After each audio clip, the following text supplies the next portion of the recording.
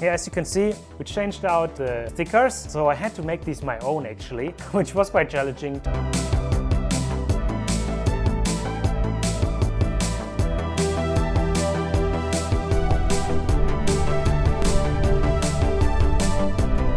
So here we are with the bicycle. It's a Giant Speeder Lite, super nice. It's even a chromoly steel frame. We have pink and the yellow, which is looking super nice.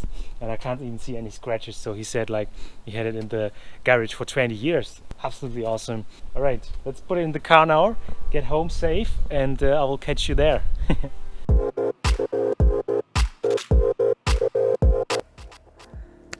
Alright, what's up guys? Welcome to a new video. Today we are here with another vintage bike, the Giant Speeder Lite from the 90s in a nice pink, yellow and white. So very retro, I like the colors very much. It's in pretty decent condition still. The only thing we have to do is some cleaning. Initially I wanted to go with a white saddle and also wanted to rewrap the handlebar tape. But now that I look at it, I think we can just clean the handlebar tape and leave it as it is, clean it and then sell it because I need a bit of cash as we're moving again. So very beautiful bike. I wanted to have this on the channel. We bought it for 90 bucks in the Netherlands. What a steal for what the bike it is. Size is 52, a bit small, but would still be doable for me. All right, I'm gonna get cracking before the sun is gone, then make some nice pictures inside. All right, let's get cracking.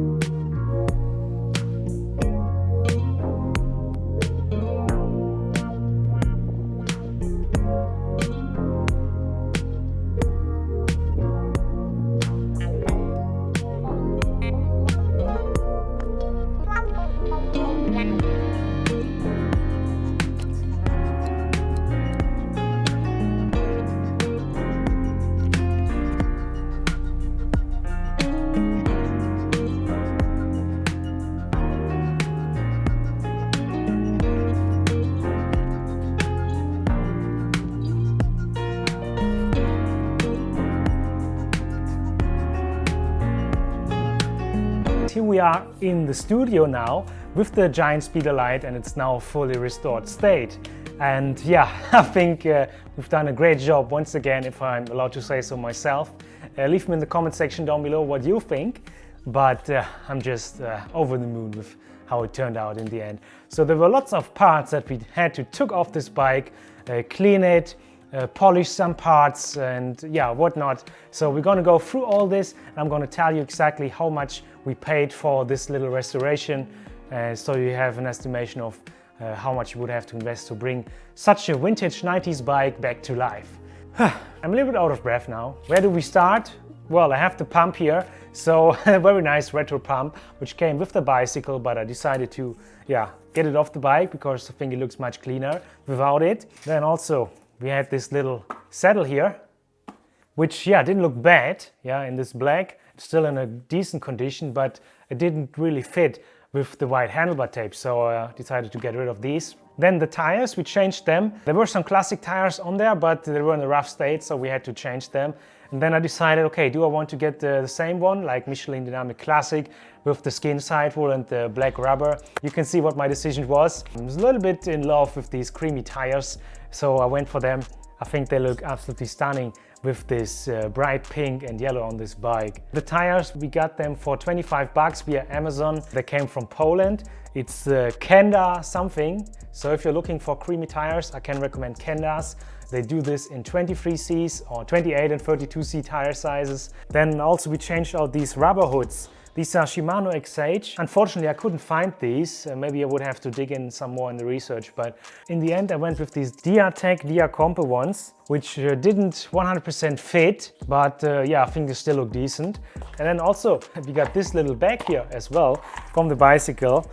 And it's in a nice pink. We could even throw that on, but it lost a little bit of its color. Maybe I have to wash it, put it in the washing machine.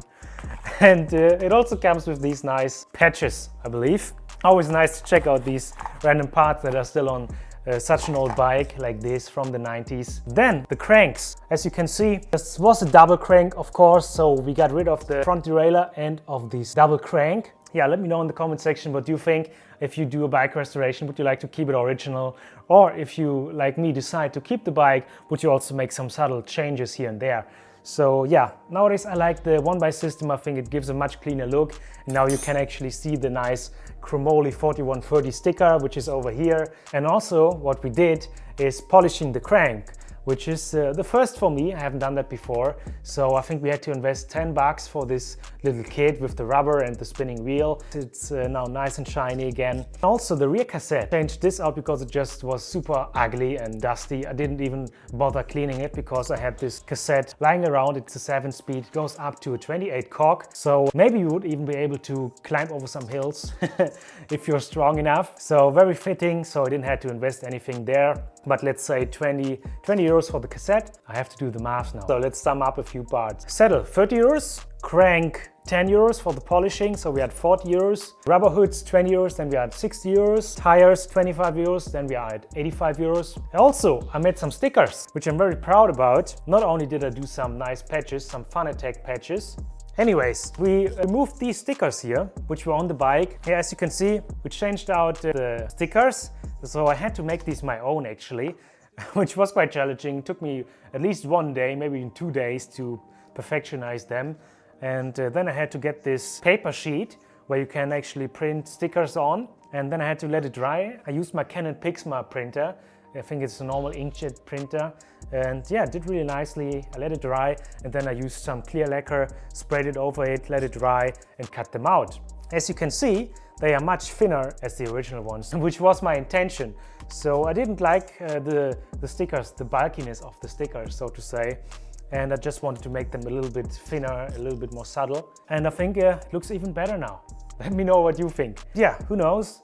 Maybe at one point we will have a shop and you can buy some stickers if you want to support the channel, who knows? But overall we invested around about 100 euros to the 90 euros for the bike. So roughly 200 euros, under 200 euros for the whole bicycle restoration in the state that it is right now. The only thing we didn't change was the cables and the handlebar tape. So the handlebar tape from far distance, it still looks decent, but if you go close to it, you can see some rough spots and it's not wrapped as nicely. There are some holes here and there. So at one point we will change that, but I wanted to keep the cost low as much as possible due to some reasons. But of course, when you have 5 bicycles, you can't afford to invest 1,000 euros in each bicycle, or 500 euros even.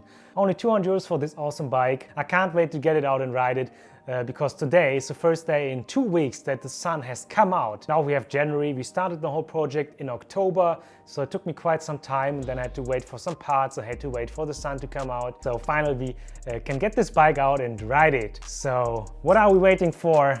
Let's get this bike out and try it out.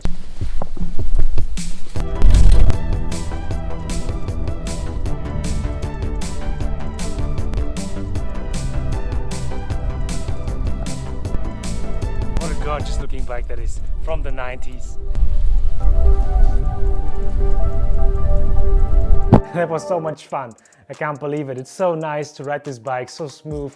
And the clicking noise it makes when you move the lever here, it's just awesome. That you can look forward to much more content with it. Anyways, if you enjoyed this video, then please smash that like button. Subscribe to the channel to see many more vintage bicycles and restorations in the future. And as always, I hope I will see all of you in the next video very soon. Peace out for now. Bye.